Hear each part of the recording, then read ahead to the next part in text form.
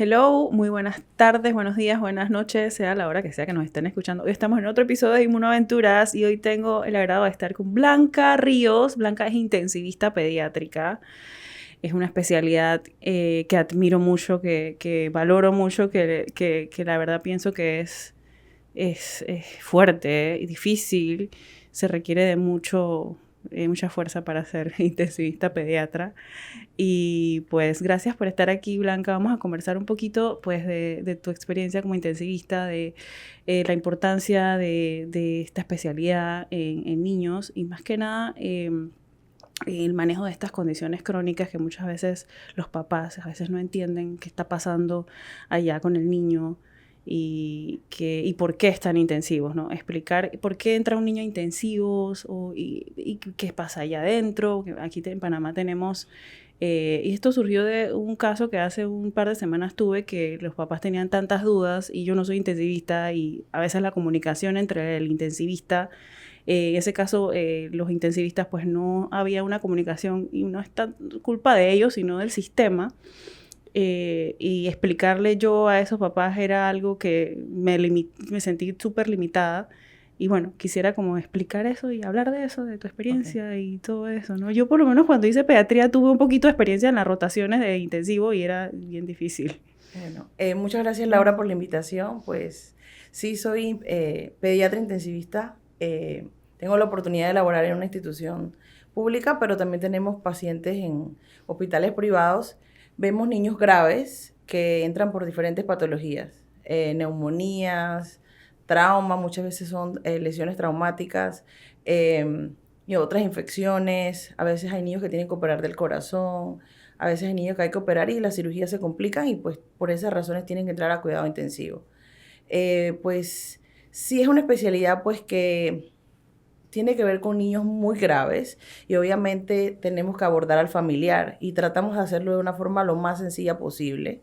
Obviamente sí interfiere mucho el nivel, digámoslo que educativo, o tenemos que hacer que el familiar entienda por qué su bebé está tan grave, porque lastimosamente en algunos momentos sí tenemos que hablar de condiciones de mucha gravedad, incluso nos toca hablar de la muerte en algunas ocasiones. Y por supuesto que a ningún familiar le gusta que le hablemos de ese tipo de temas, y menos de su hijo, ¿sí? Pero tratamos de hacerlo lo más sencillo posible para que el familiar entienda la condición en la que está y cuál va a ser nuestro plan a seguir. Obviamente sí tenemos que tratar de que el familiar esté el mayor tiempo posible con su hijo, porque esa es la forma de tranquilizarlo, digámoslo así. Esa es la forma de tranquilizar tanto al niño como a los familiares, porque por más sedantes que le pongamos, nosotros no podemos transmitirle esa seguridad y esa paz que el niño necesita para saber que él está bien, porque su papá es su mecanismo seguro, nosotros somos algo nuevo para ellos y muchas veces el niño lo entiende como una forma en que lo agredimos, pero para ayudarlos, para tratar de mejorarle su condición y que salgan lo más pronto posible de la unidad de terapia intensiva, lo mejor posible. Sí, la mayoría de los niños requieren algunas ocasiones mucha ayuda, mucha terapia posterior a la UCI, porque necesitamos que lo ayudes después de la UCI. No todo el trabajo se hace en la UCI. Pero justamente para eso somos un equipo. No solamente son los médicos, son las enfermeras, son el personal de terapia respiratoria, fisioterapia, que tiene que ver con todo el trabajo que se hace en una unidad de cuidados intensivos. Lastimosamente, no lo podemos tener a los papás todo el tiempo adentro, pero tratamos en lo posible que eso sea así. Sí, que eso es lo que estaba pensando, que a nivel institucional, lastimosamente, pues entiendo que los papás no pueden entrar a estar con el niño y a nivel privado, gracias a Dios, tenemos la oportunidad de que el papá sí puede estar ahí, que bueno, no lo sabía, me lo comentaste hace poco. Entonces, y también que tenemos en otros países, tenemos la oportunidad, en muchos países tenemos la oportunidad de que el papá también esté ahí. ¿Cómo le dices que a ese Se UCI llama UCI de puertas UCI de abiertas. puertas abiertas? La idea es que el papá o digamos que el responsable del niño esté con el niño. El responsable, sí, porque puede que Existen no sean los limitantes, digamos, papás. espacio, digamos, condiciones en general para tener un familiar adentro, pero para eso trabajamos, para eso estamos trabajando, de que algún día lograr esa meta, de que en las instituciones del Estado podamos tener las UCI de puertas abiertas para nuestros niños y de esa forma ayudarlo mucho más. Y el familiar forma parte del tratamiento del paciente, Sí, ¿verdad? parte de la Claro. recuperación, parte de la rehabilitación, y hay estudios que han demostrado que el niño incluso requiere menos sedantes, menos Wow. estrategias para tranquilizarlo porque el familiar está adentro. Claro, tiene todo el sentido del mundo, sí, porque el niño sabiendo que está el papá ahí es mucho a nivel, pues, psicológico, no sé, Sí, claro, ¿verdad? sí. Igual nosotros utilizamos otras terapias para ayudar al paciente a tranquilizarse dentro de la UCI. Ujú. Llámese musicoterapia, tratamos de hacer fisioterapia temprana, terapia ocupacional Musicoterapia. entra, algunas veces entran otras personas externas a la UCI a hacerle juegos y ese tipo de cosas, pero obviamente no es nada como estar en su casa y con sus Ujú. papás. Ujú, Sí. claro.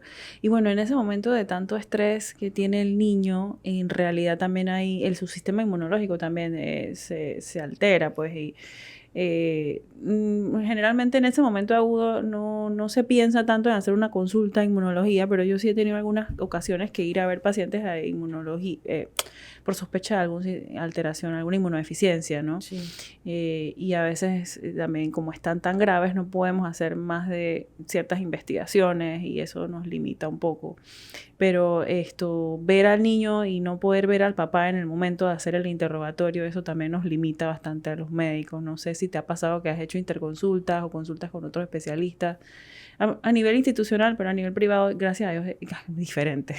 Sí, pero nosotros sí Ajá. solicitamos en muchas veces la ayuda de ustedes como especialistas porque muchas veces la historia de nuestros pacientes es cuadros a repetición, cuadros respiratorios a repetición, infecciones a repetición, que es cierto, no han requerido estar en una unidad de terapia intensiva, pero son antecedentes importantes del paciente y por supuesto viene un virus y lo descompensa y el sistema inmunológico está abatido y tenemos que estudiarlo para saber si es que ese niño tiene algún tipo de inmunodeficiencia muchas veces primaria, que no ha sido diagnosticada y que se diagnostica una vez está en la UCI. Entonces, Ujú. por supuesto que sí solicitamos su evaluación y se solicitan estudios especiales. Se amplía mucho más cuando ya están fuera de la UCI, obviamente, porque una infección viral va a alterar esos resultados, Ujú. pero sí se empiezan los estudios cuando consideramos que un paciente lo necesita. Claro, en ese momento para pues tratar de hacer lo posible más rápido, pues antes de que llegue a ser tarde o antes de que pues no podamos por alguna otra razón, como que fallezca. Sí. Exacto. Y bueno, el fallecimiento de un paciente de intensivos, ¿cómo lo manejas?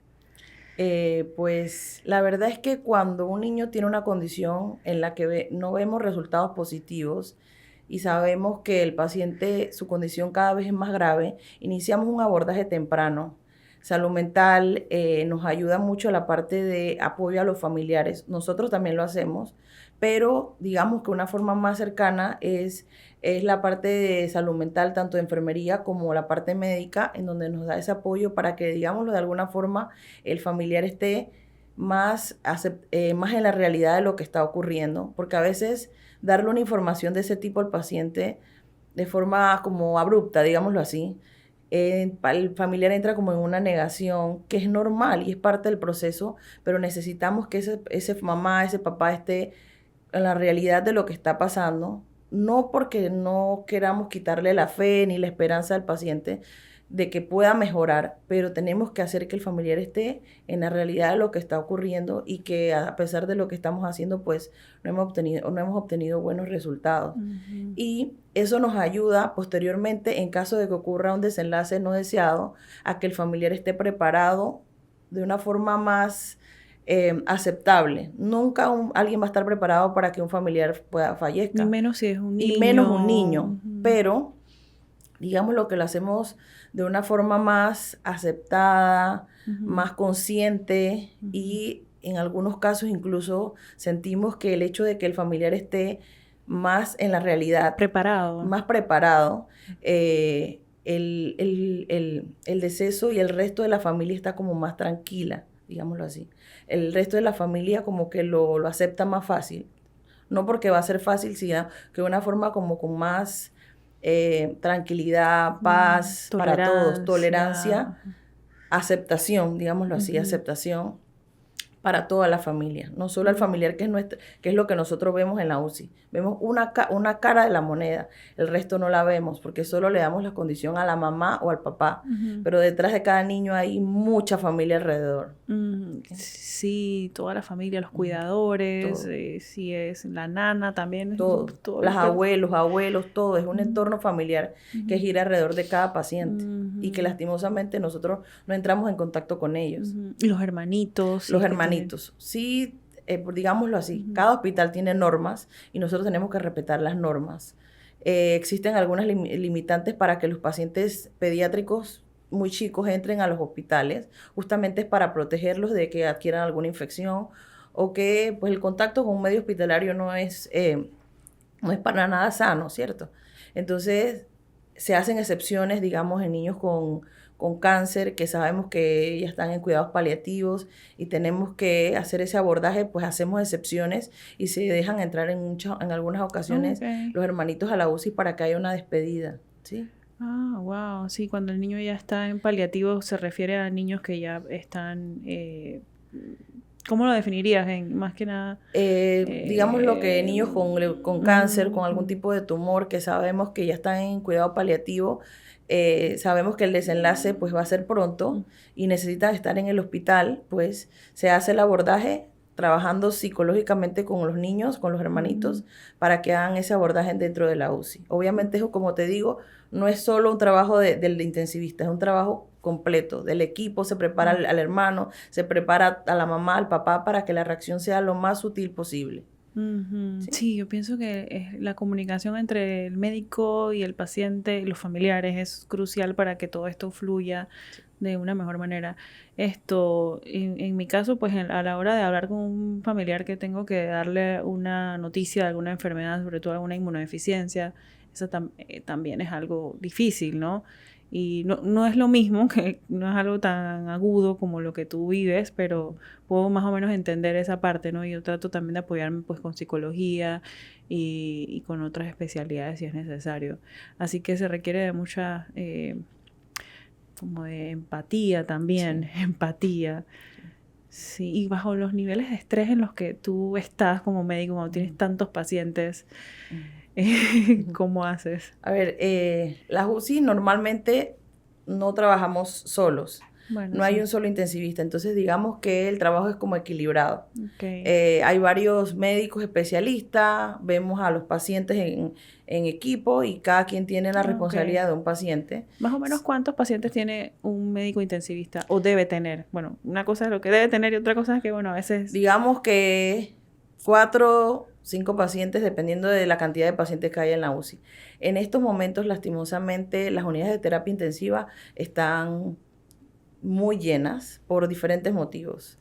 Lastimosamente el cuadro respiratorio se ha extendido un poco más. Normalmente esta es una época en donde digamos que las infecciones respiratorias hubiesen bajado, pero por los cambios del clima, por la exposición de pacientes muy pequeños a los virus, ha hecho que esa cantidad de pacientes con cuadros respiratorios no baje, y tenemos muchas infecciones por diferentes virus. Rinovirus, influenza, virus sincitial respiratorio, que todavía nos está pegando muy duro. Y que sí es cierto, cuando revisamos la literatura, pues le da a niños pequeños que tengan otras infecciones, que tengan comorbilidades como broncodisplásicos, cardiopatías o algún tipo de factor de riesgo, pero lastimosamente no siempre es así. Y lo que estamos viviendo en los últimos años, por lo menos Panamá, son niños que teóricamente eran previamente sanos y que están entrando a la unidad de cuidados intensivos con infecciones graves por virus que no estaban con tanta frecuencia en la UCI. Entonces, tenemos que cuidar a los niños, niños menores de 6 meses, pues toca protegerlos, exponerlo lo menos posible a lugares donde hayan muchas personas hasta que por lo menos el pico respiratorio siga bajando, porque todavía las UCI están a su máxima capacidad. Y no es algo usual en el mes de enero. En el mes de enero deberíamos estar más baja la frecuencia de pacientes con cuadro respiratorio, y lo podemos ver cuando vamos a la calle. Vemos todavía muchas personas con cuadro respiratorio y lastimosamente esos cuadros respiratorios se le transmiten a los niños, y son niños muy pequeños que están entrando a las UCI, niños de días a veces, 28 días, 27 días, no han cumplido ni un mes que ya están con infecciones virales y esas son enfermedades que digamos que podemos prevenir, ¿sí? De alguna forma, algunas por vacunas y otras con la protección de los pacientes tan pequeños, sobre todo menores de 6 meses. Evitar exponerlos a ese tipo de infecciones. Sí, es cierto, porque en el sistema inmunológico No está preparado no existe todavía. no es suficientemente fuerte para contrarrestar estas infecciones. Sí, yo recuerdo que llegué a ver una paciente una vez con un bebé de meses en el mall. También es por ignorancia, pues porque si nadie le dice que no debe hacer eso, su pediatra, pues ella cómo va a saber que es algo que no debe hacer y pues está con el bebé en un mall. Y gracias a Dios no le pasó nada al bebé. O sea, la vi yo en la consulta cuando era pediatra, que la primera vez que la vi como a los 15 días y me dijo que le había llevado al bebé al mall. Y yo, wow. Entonces, ahí pues le expliqué que no se podía. Ahora que ya que veo inmunología y alergología, no veo tantos bebés en esa etapa, pero sí, es importantísimo prevenir esas cosas. Hay que prevenir. Y por lo menos el control prenatal es muy importante. Todavía nosotros vemos en este tiempo personas que llegan sin controles prenatales, el niño no tuvo ningún control en el embarazo, no tiene muchas veces ni peso en el nacimiento, nacen en lugares donde no hay acceso, o digamos que hay acceso, pero no abordan los centros de salud por diversos motivos, o porque no quieren ese tipo de manipulación por parte de los médicos, sino prefieren que nazcan en la casa. Entonces, ese tipo de abordaje toca trabajar en eso. Hay que prevenir las infecciones, hay que controlarse el embarazo, poner las vacunas justo cuando les toca al paciente. La vacunación en Panamá es gratis y es uno de los mejores esquemas de vacunación del mundo y yo creo que tenemos que trabajar mucho en eso. Todavía nosotros estamos viendo meningitis por infecciones que no debe haber porque hay vacunación. Entonces, bueno, es que también tenemos un grupo de papás que están con la mentalidad antivacunas y personas en general también que no se quieren vacunar y eso también hay que trabajar eso. Trabajar esa parte, esa creencia de la mentalidad antivacunas que vino después del COVID. Bueno, yo creo que desde antes del COVID también existían personas así con este tema, ¿no?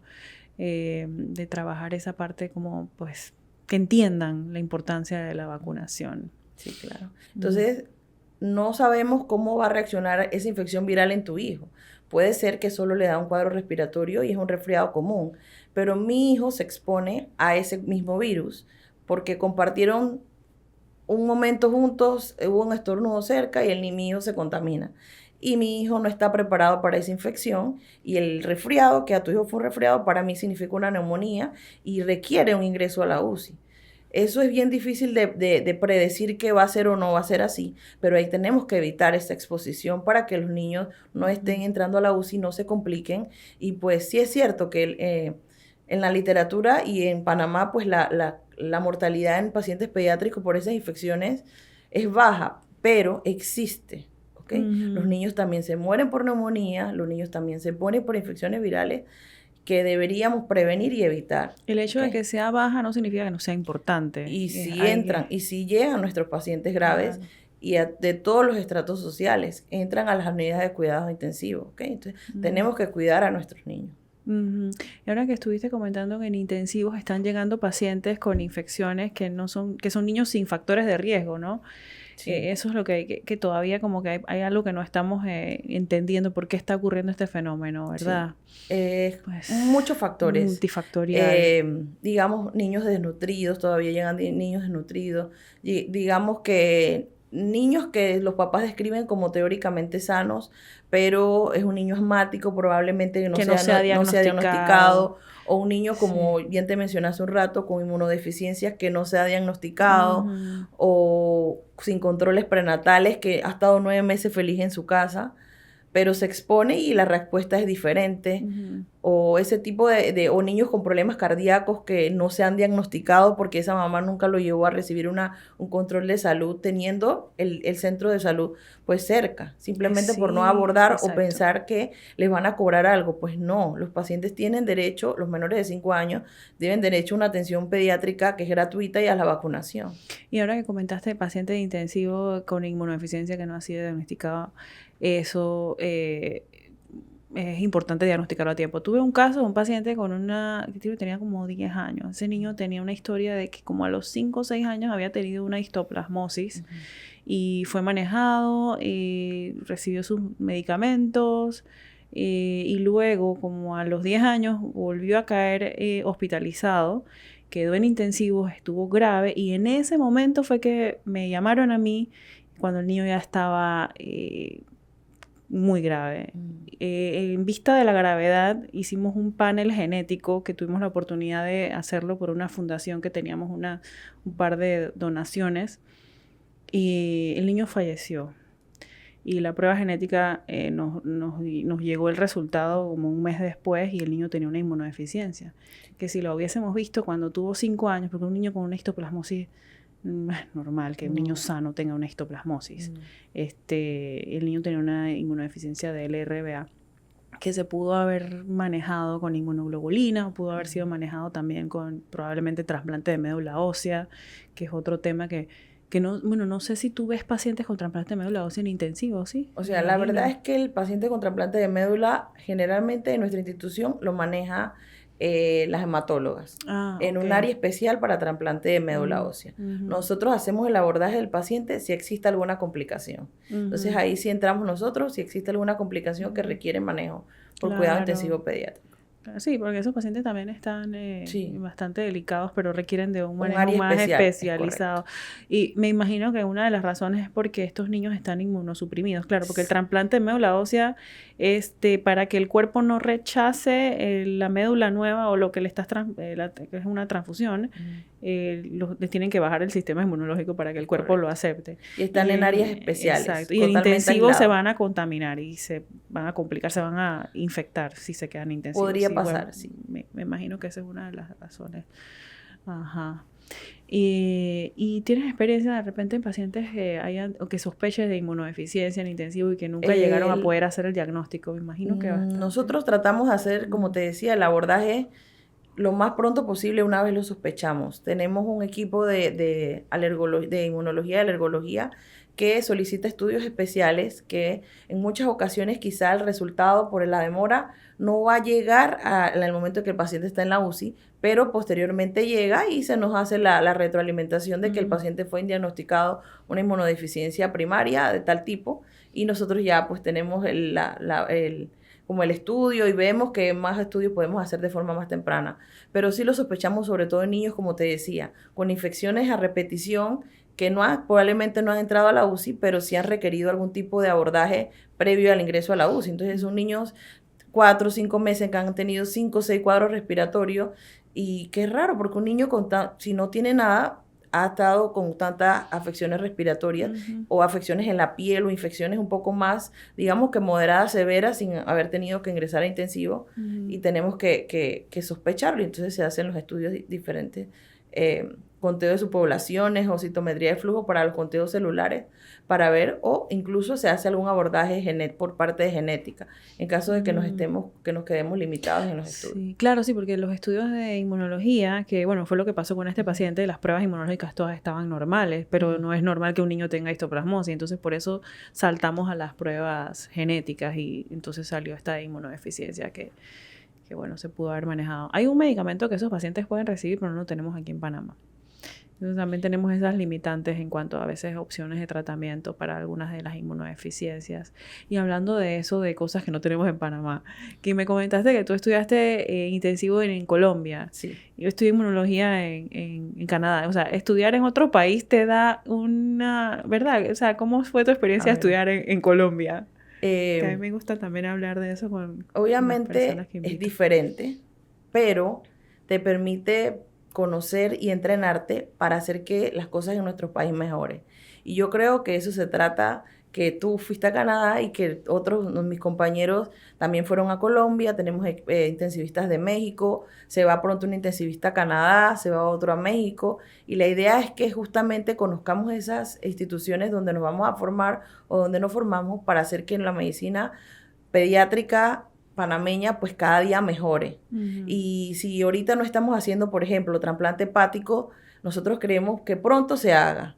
tenemos el equipo, queremos que todas las instituciones se unan para poder llegar a hacer eso que quizá en países cercanos como Colombia, Costa Rica, pues ya se está haciendo y que nosotros pues pronto esperamos ver en nuestro país. Entonces la idea es irnos a preparar, pero regresar con ese conocimiento para hacer que la salud de Panamá, de nuestros niños, mejore cada día más. Claro, ¿Sí? exacto. Entonces, claro, por supuesto que fue una experiencia súper buena. En cuanto a Yo, intensivos, ¿qué cosas de repente de lo que tú aprendiste en intensivos allá en Colombia, qué cosas tú querrías que se hicieran acá, que no se hacen? No sé. bueno, Bueno, lo de el UCI de puertas abiertas a nivel digámoslo así, institucional es una... las UCI de puertas abiertas a nivel institucional, pues existen algunas limitantes. Digamos, infraestructura que pronto pues se va a acabar, pues gracias a que están construyendo una estructura nueva para el hospital.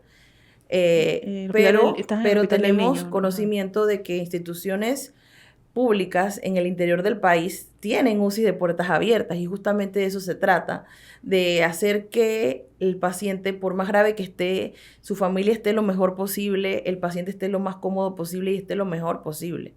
No por estar en una institución privada sí lo puedes tener y estar en una institución pública no. Al contrario, generalmente somos el mismo equipo que está trabajando en ambas instituciones en momentos diferentes, obviamente, pero que merecen que la calidad de atención sea igual. Y yo creo que para eso estamos todos como equipos trabajando, para que la diferencia sea estructural, digámoslo así, pero la atención sea la misma de calidad y que sean UCI de puertas abiertas en ambas instituciones de salud.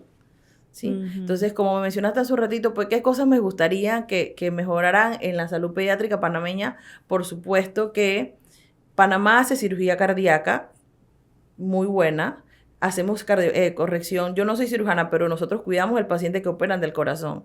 Se hacen corrección de cirugías que entran a la unidad de terapia intensiva.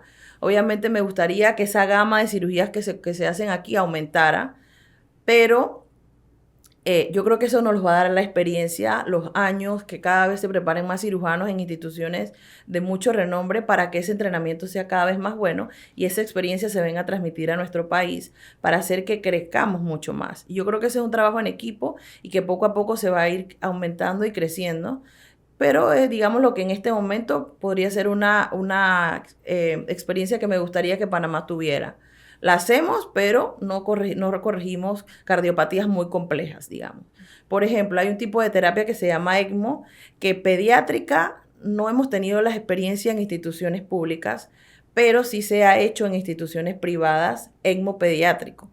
Entonces, digamos que debemos creer, esa experiencia debe crecer y yo creo que puede ser un trabajo en equipo público-privado para hacer que eso crezca, pero pronto yo creo que cada vez más ese tipo de terapias va a llegar. Entonces, hay países cercanos a nosotros que ya tienen, pero nosotros aún digamos que no, pero ya existe personal preparándose fuera para justamente traer ese tipo de terapias a Panamá, que va a ayudar tanto a niños que operen del corazón, que necesiten ese tiempo para que el corazón como que se adapte a su corrección, o para niños con neumonías que no han mejorado y que su pulmoncito, digamos, que quiere como desinflamar para arrancar de vuelta bien y que ese es un tipo de terapia que nos podría ayudar. Entonces, eso ahorita, digamos, que no contamos, pero que estamos justamente preparando al personal para que pronto tengamos ese tipo de terapia.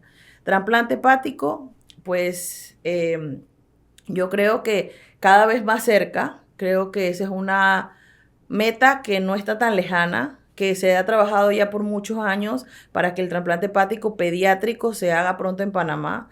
Es un equipo no solo de pediatría, es un equipo también de adultos que está preparándose y que ya está preparado para ese abordaje del trasplante hepático pediátrico nacional, para que cada vez más niños tengan la oportunidad de hacerse esa cirugía a tiempo y que tiene muy buena calidad de vida posterior al trasplante. Lastimosamente, hoy esos pacientes viajan a otros países como Colombia, Argentina a hacerse la cirugía, pero yo creo que ya hay mucho personal preparado aquí y yo creo que cada vez más las instituciones, el gobierno, instituciones privadas están trabajando en equipo para crear justamente esos protocolos para que eso pronto se haga aquí en Panamá. Entonces, digamos que esas son algunas terapias que todavía no contamos en nuestro país, pero que cada día pues estamos más cerca de alcanzarlas. Una cosa que también me vino a la mente ahora, hablando de lo que vimos en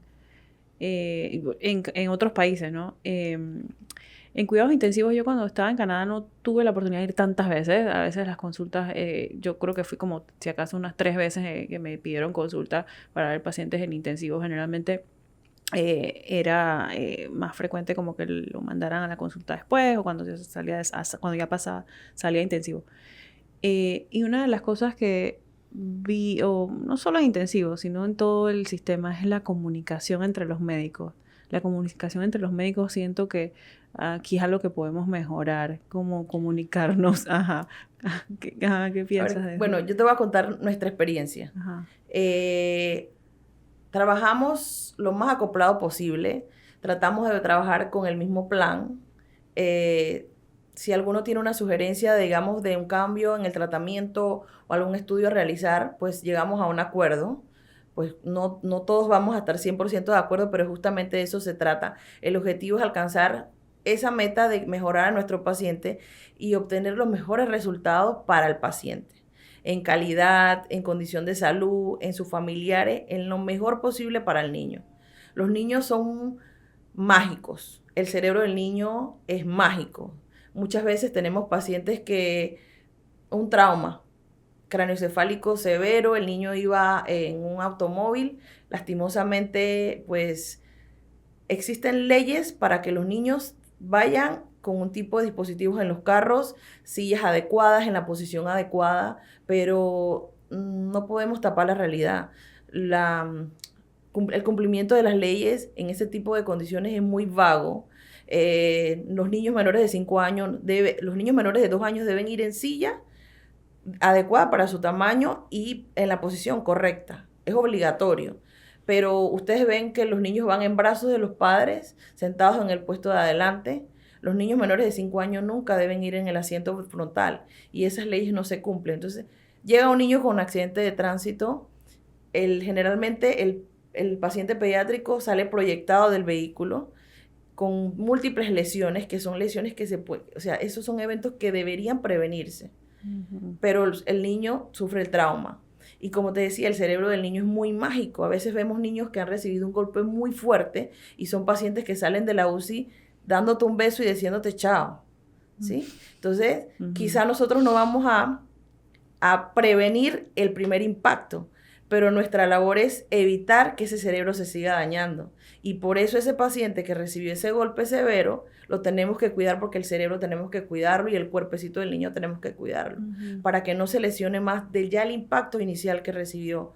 Obviamente, pues a veces llega muy tarde o el impacto fue muy fuerte o la lesión que tiene es muy severa y nosotros pues no podemos hacer que ese cerebro mejore, porque sí existen niños que fallecen por accidente, por producto de un accidente de tránsito, pero digamos que esa es la minoría. Yo creo que lo más importante de esto es evitar que ocurra, hacer que las leyes se cumplan y así no tendremos esos pacientes en la UCI. Pues cuando llegarán a la UCI nosotros haremos nuestro mejor trabajo para que ese niño salga lo mejor posible de la UCI, pero yo creo que la labor es evitar que ocurra. Exacto, ¿sí? que las leyes se y que las leyes se cumplan. Y ya se está trabajando para que esas leyes cambien y sea obligatorio incluso aumentar la edad. Creo que quieren aumentar la edad, se va a aumentar a 12 años. Entonces, todo eso debe cambiar y se tiene que hacer valer. Incluso en Canadá, cuando tú vas sentado en la parte de atrás, ya seas niño, adulto, cualquier edad, toda persona que se siente en la parte de atrás de un carro tiene que llevar el cinturón puesto. Sí. Y es una norma, y yo me acuerdo que cuando yo me subí, no pasa nada. No, te ponen una multa si no y la gente es tan consciente de eso y tan responsable y tan así seria, ¿no? Y tan, tú sabes cómo son como rigurosos y eso, estricto, que prácticamente me regañaron si no me lo ponía. Ok, me voy a poner el cinturón. Y o sea, acá no sé, pues somos como más flexibles. Digo, la flexibilidad también tiene sus ventajas hasta cierto punto, pero en esto no podemos ser flexibles. No podemos ser flexibles. Hay que hacer cumplir la ley y evitar que esos eventos ocurran. Son cosas que son prevenibles. Mire, estaba viendo las noticias y hace unos días hubo un niño, creo que chilibre, ¿no? Que se ahogó en un tanquecito de agua. O sea, son traumas, son accidentes que pueden ocurrir, pero son situaciones que se pueden prevenir. Entonces, justamente Eso hay que prevenirlo. A veces somos muy confiados y no sé, hay que pensar un poquito más. ¿Qué puede pasar? Sí. Y eso lastimosamente, creo que el niño de Chilibre ni siquiera llegó al hospital. ¿Okay? Entonces hay que prevenir y trabajar en la prevención. Como te mencioné hace un rato, controles prenatales, niños chiquitos sin exponerlos a lugares donde haya muchas personas, la vacunación, los accidentes, una cosa tan tonta como saber nadar, eso le puede salvar la vida a tu hijo, ¿sí? Saber nadar. Incluso yo sé que hay academias que ya enseñan a nadar a bebés desde los 4 meses. Y eso es fundamental porque eso lo puede por salvarle la vida. Ajá, algo tan básico que puede que te salve la vida, increíble. Sí. Y eso es por épocas, por supuesto, en las épocas de verano y tiempos de piscina y todo esto, obviamente la frecuencia de estos casos aumenta, pero todavía hay casos, ¿ok? Hay niños que pues, se ahogan en piscinas simples en la casa o en piscinas ya más grandes, o personas o niños que ya se creían que buceaban incluso y pasan situaciones y el niño pues tiene una inmersión. Entonces son niños que también llegan a la UCI. Exacto. Claro, que llegan, pero ese niño ni siquiera llegó. No. Bueno, definitivamente que la labor en intensivos es bastante importante y es un trabajo en equipo también, la comunicación entre el médico y los papás también. Sí. ¿Y qué me dices también de cómo manejas el estrés tú misma a la hora de manejar al paciente? Pues, ya me imagino que también bastante de pues, mindful. A todos, en cierta forma, pues nos puede afectar. Sí. Porque por supuesto que nos da tristeza que a veces pues los resultados no son lo que quisiéramos. Pero yo creo que el hecho que tengamos un buen ambiente laboral, que hacemos cosas externas a la UCI, que tenemos familia, tratamos como de no involucrar a la familia en la historia de los pacientes, aunque a veces uno le puede decir algo de que cuidado, que tuvo un paciente que tuvo un trauma así, pero ese tipo de cosas nos ayuda a llevar las situaciones y el hablar también, porque con tus amigos, con las enfermeras de salud mental, tú puedes conversar y eso no quiere decir que no nos afecte, sino que digamos que es un tipo de terapia. Sí, conversar con las personas, sí, claro. contarle a tu familia hasta cierto punto las cosas como para desahogarte, ¿no? Sí. Y otra cosa, también como a veces, bueno, yo digo, en la residencia de pediatría, cuando estudié pediatría, pues iba a intensivo, tuve que ir 2 meses y eso, pues, ahí lo recuerdo, nunca olvido las rotaciones en intensivo. Y a veces me pasaba y bueno, también pasó cuando yo fui pediatra en cuidados intermedios, que es casi que es un intensivo también, por 1 año. Entonces, cuando uno sale de ahí, a la hora que sales de ahí y pasas el turno al médico que sigue, y si estás con un paciente grave, es a veces inevitable llegar a la casa y pensar que cómo estará el niño, le habrán hecho esto.